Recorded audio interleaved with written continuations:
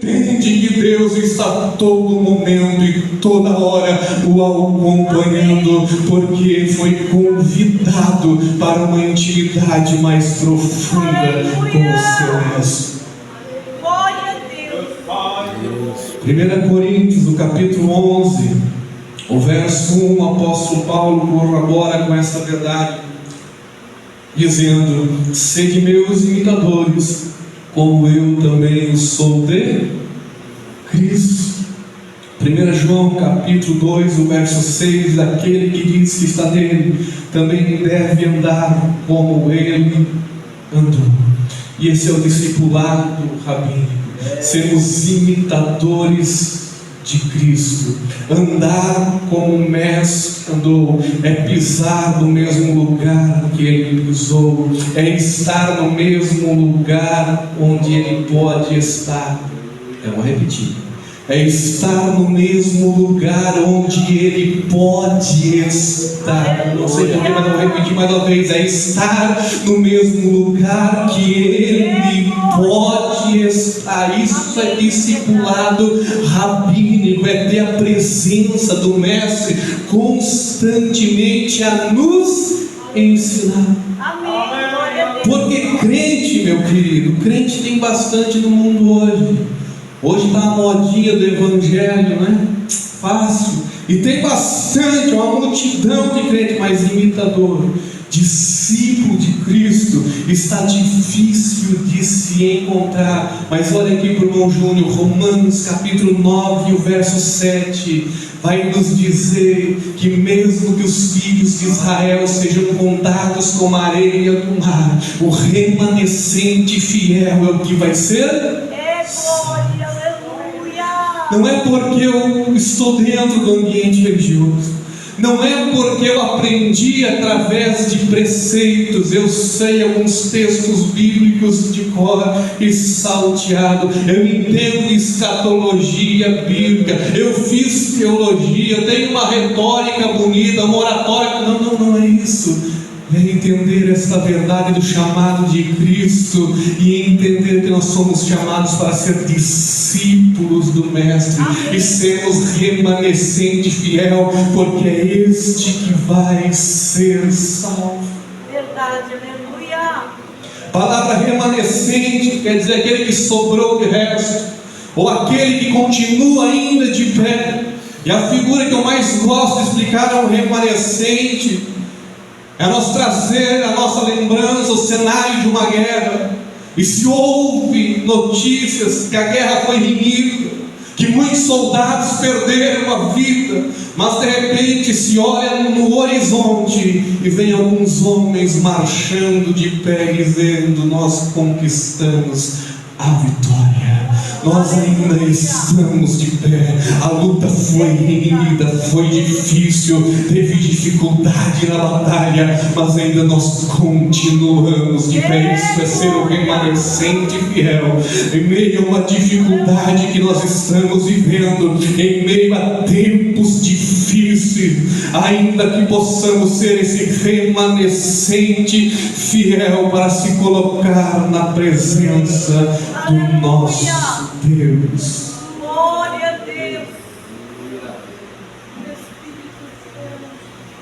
Quando nós olhamos para esse texto, para nós entender esse convite de Cristo, se alguém quiser vir após mim, nós precisamos voltar a alguns versículos anteriores.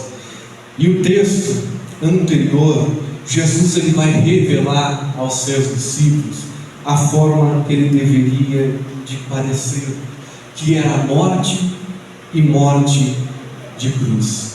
Ele passa a explicar àqueles que estavam mais perto o seu sofrimento. Ele passa a compartilhar ao coração dos discípulos a angústia do seu próprio coração em ter que enfrentar a cruz, em ter que enfrentar a morte. E depois de colocar isso claramente, que ele ia encontrar a cruz, ele vai dizer aos seus discípulos: se alguém quiser vir após mim, renuncie-se a si mesmo, tome a sua cruz e siga. E imagina eu receber um convite desse. depois de ser informado que o meu mestre, aquele que fazia milagre, aquele que fazia as coisas acontecer, padeceria na cruz.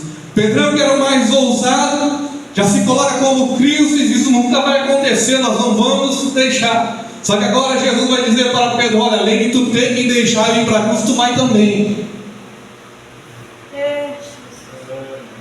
E quem está no discipulado rabínico, que está caminhando com o mestre, que entende o seu sacrifício, que entende que o seu Salvador, ele foi para uma cruz e ele é imitador de Cristo, ele entende que ele tem que ir para a cruz juntamente com o mestre. Verdade, aleluia. E não se deixe enganar, meu querido, porque o evangelho que está levando multidões hoje para dentro da igreja excluiu a cruz do evangelho. Excluiu a mensagem da renúncia, da abnegação, da mortificação da carne.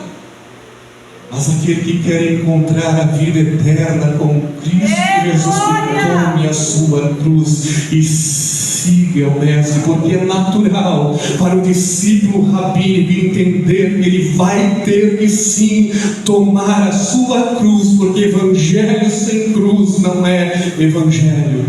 Lucas capítulo 14, o verso 27: qualquer que não tomar a sua cruz e não vier após mim, não pode ser meus discípulos. Uma das condições, uma das exigências para ser discípulo de Cristo é tomar a cruz. Mas essa declaração de Jesus Cristo, esta frase, ela está entre umas das mais mal compreendidas de toda a Bíblia. E talvez você já ouviu alguém dizer, quando está passando uma luta, uma dificuldade, nós como obreiros já ouvimos isso muitas vezes: ah, irmão, eu acho que isso é minha cruz. Está passando uma dificuldade com o marido: ah, irmão, meu marido é a minha cruz, eu acho. Que dificuldade. Está passando uma dificuldade com a sogra: olha, a minha cruz é minha sogra. Não, meu querido, dificuldade da tua vida, luta que você tem passado, uma enfermidade do corpo, situações financeiras não tão favoráveis, não é a tua cruz. Isso são problemas da vida.